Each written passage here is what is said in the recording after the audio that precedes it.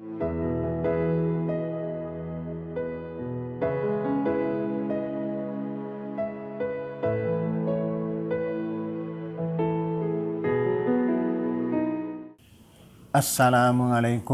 warahmatullahi wabarakatuh.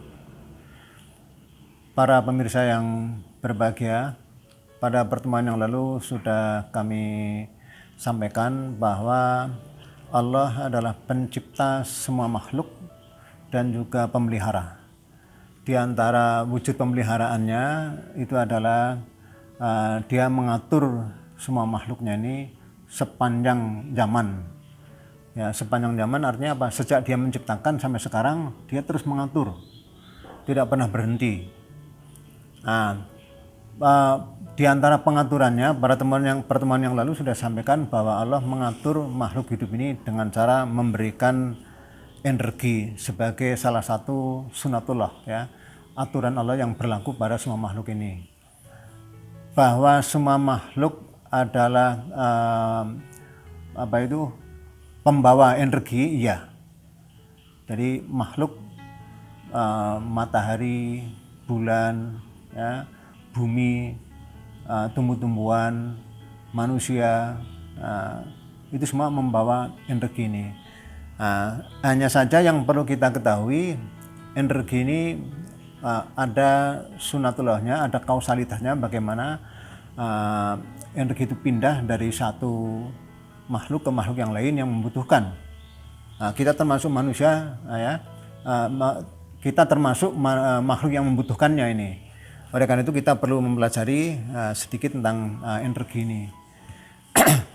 Kalau pertemuan yang lalu sudah kita bahas tentang matahari sebagai salah satu transmitter atau makhluk yang berperan sebagai pendistribusi energi dari Allah kepada makhluk yang membutuhkan. Kemudian yang kedua yaitu tumbuh-tumbuhan, karena sampainya energi matahari ke makhluk hidup itu adalah melalui tumbuh-tumbuhan.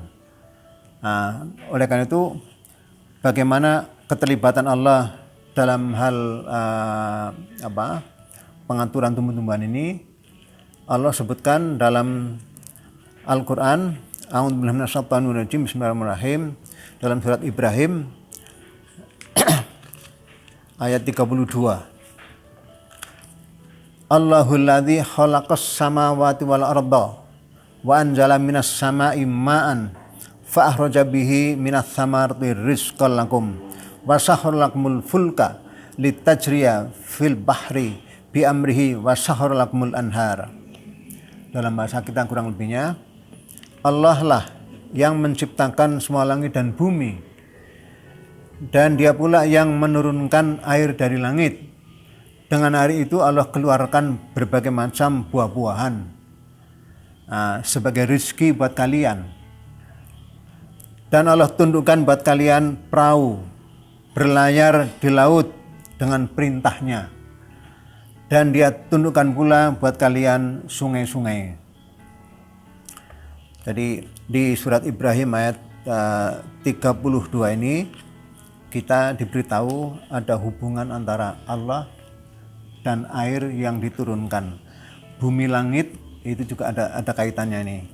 Lalu air yang Allah turunkan itu Allah pakai untuk menghidupkan, ya, atau mengeluarkan buah-buahan. Jadi buah-buahan itu keluar dari tumbuh-tumbuhan. Tumbuh-tumbuhan itu bisa membuahkan karena dia hidup. Di antara penyebab hidup yaitu karena sinar matahari.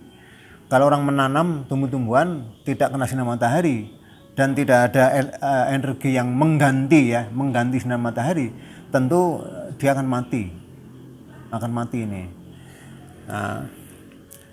Oleh karena itu di sini disebutkan buah-buahan yang Allah produk dengan tumbuh-tumbuhannya itu dikatakan rizqan lakum, sebagai rezeki buat kalian. Alias apa?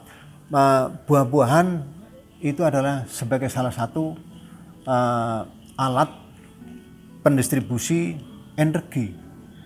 ya, energi dari matahari ya sampai ke manusia melalui buah-buahan. Ini di samping manusia itu sendiri juga mengkonsumsi sayur-sayuran yang boleh dikatakan hampir semuanya adalah daun-daunan. Oleh karena itu tampak sekali bahwa manusia menjadi pengambil konsumen ya dari energi yang Allah buat, Allah beri, yakni lewat buah-buahan ini. Nah, oleh karena itu manusia sebagai makhluk pemakan daging dan juga daun-daunan ya, atau dalam bahasa ketika kita di SD kita mengenal ada sebutan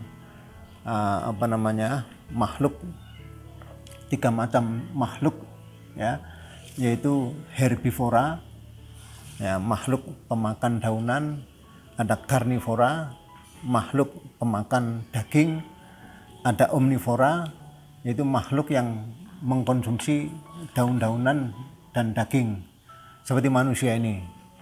Nah, oleh karena itu sebutan 3 macam makhluk tadi ya, ada makhluk hidup maksud saya ini ya, ada herbivora, karnivora dan omnivora, itu adalah contoh saluran daripada energi yang Allah pakai untuk memindahkan energi kepada makhluk yang lain ini. Nah, di dalam ayat yang lain dalam surat Ghafir atau surat Al-Mu'min ayat 79, Allah sebutkan bagaimana peran binatang ya, mungkin termasuk manusia ini, karena manusia juga dikatakan sebagai binatang yang berpikir ya, atau hewan yang berpikir. Allah berfirman, a'udzubillahi minasyaitonir rajim, bismillahirrahmanirrahim, Allahul ladzi ja'ala lakumul an'ama litarkabu minha wa minha ta'kulun.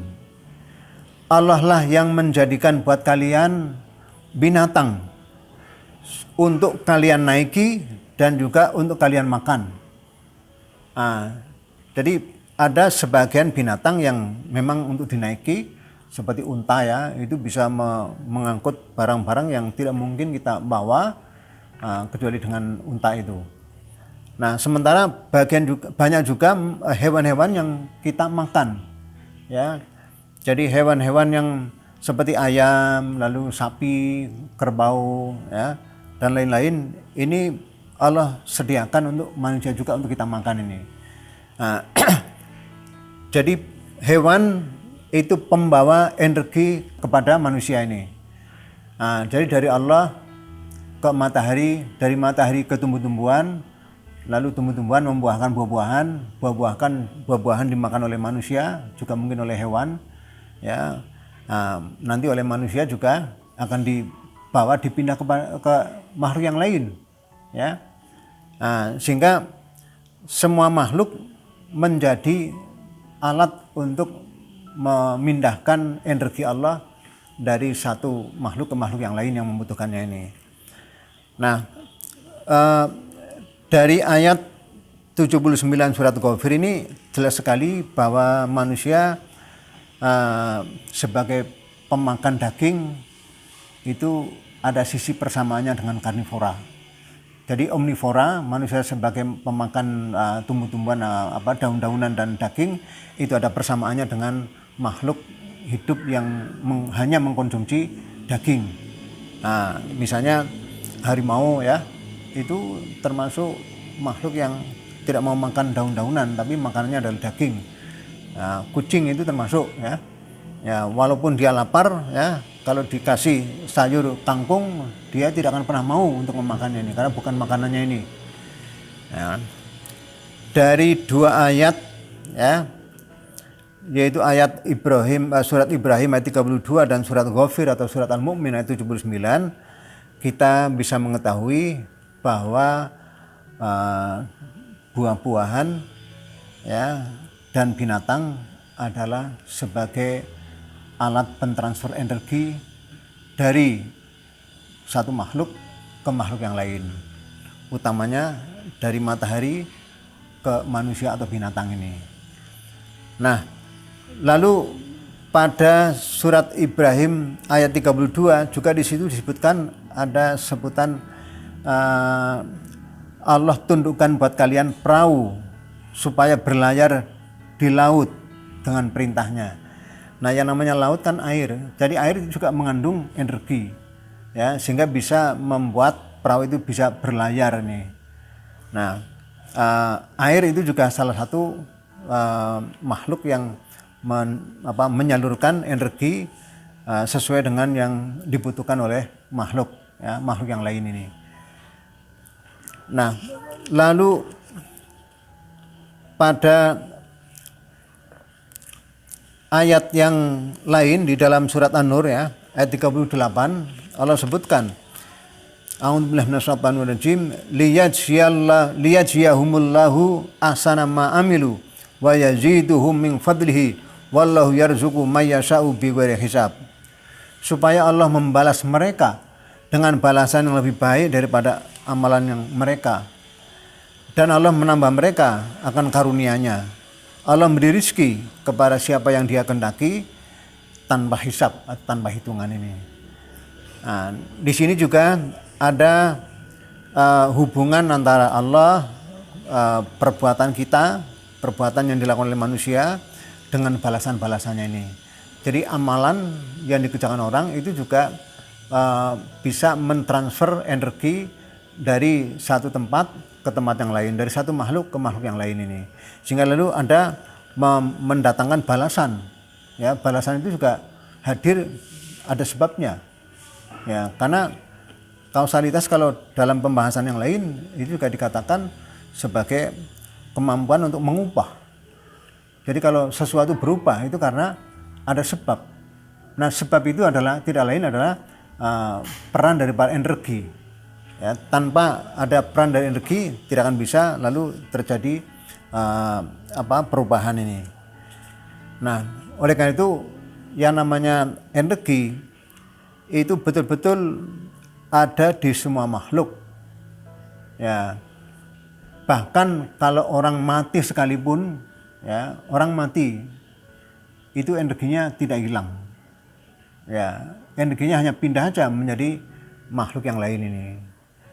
Nah, begitu pentingnya energi, maka orang perlu menyadari supaya dia bisa selalu bersyukur kepada Allah, karena orang bisa hidup, bisa bergerak itu adalah karena energi yang Allah berikan ini. Itu sebenarnya yang amat penting untuk kita ketahui supaya kita tidak dianggap sebagai orang yang ya katakanlah ateis, ya. Karena beratnya beragama. Kalau beragama itu tidak menghambat orang untuk berpikir mendalam, untuk mengembangkan sains dan teknologi sekuat manusia ini. Jadi tidak mengapa orang beragama sejauh